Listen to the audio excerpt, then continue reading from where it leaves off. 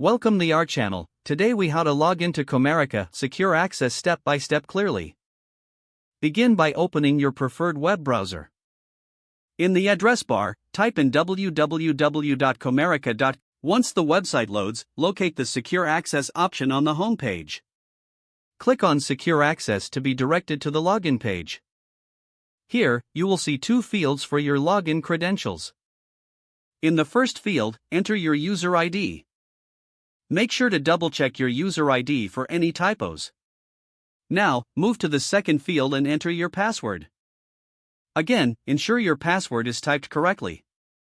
After entering both your user ID and password, click on the Login button to proceed.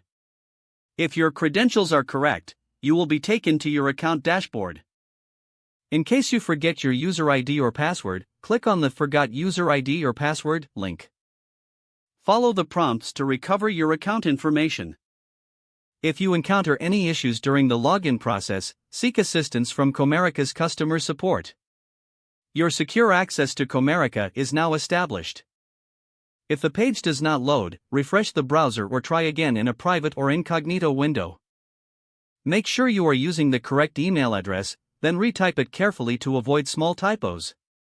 If your password is not accepted, use the reset option and create a new strong password you can remember. Check your spam folder for verification or security emails, then complete any requested confirmation steps. Enable two-factor authentication if available to improve account security and reduce unauthorized access risk.